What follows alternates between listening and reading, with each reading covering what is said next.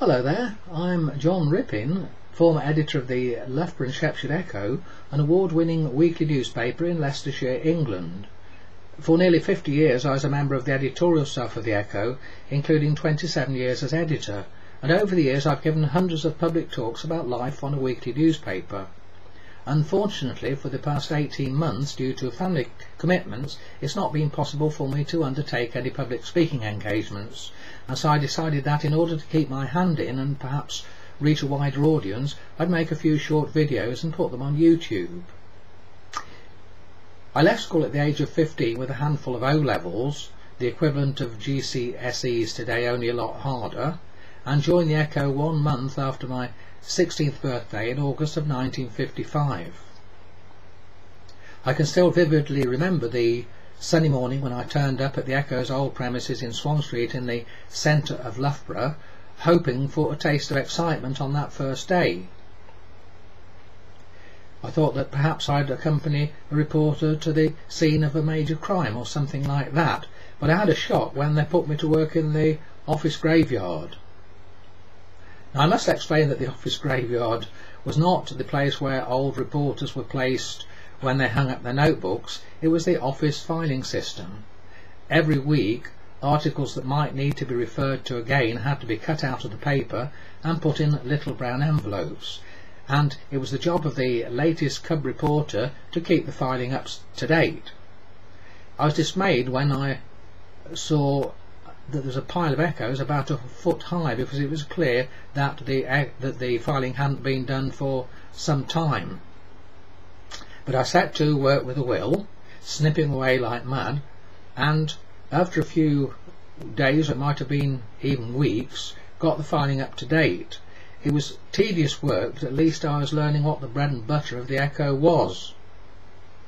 Reports on whist drives and flower shows and petty crimes, lots of reports from the local magistrates' court, village reports, and so forth.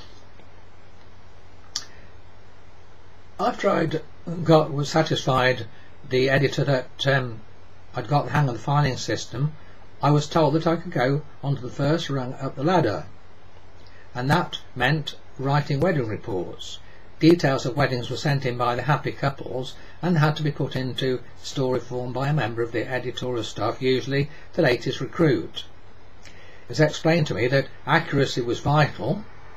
It was essential not to marry off the bride to the best man, for instance, but equally important was to have an interesting introduction.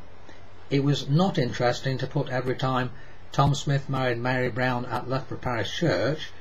It was far better to write something like a pretty wedding took place at Loughborough Parish Church when Tom Brown married Mary Smith, etc.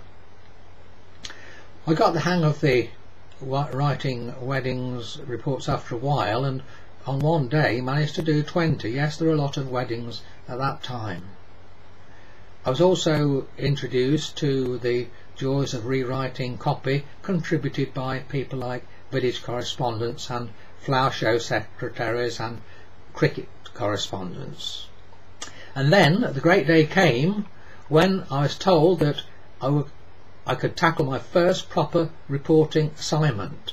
I got on my green racing cycle and pedalled furiously out to Woodhouse Eaves, a picturesque village near to Loughborough, where 3 children were holding a sale to raise funds for the RSPCA.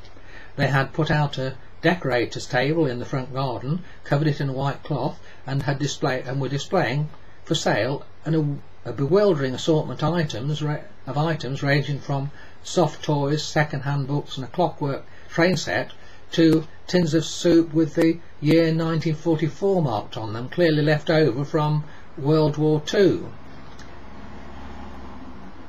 Although it was a fairly mundane event, I got quite excited about it and interviewed the children at length, and later, back at the office, wrote about 1,000 words on this event.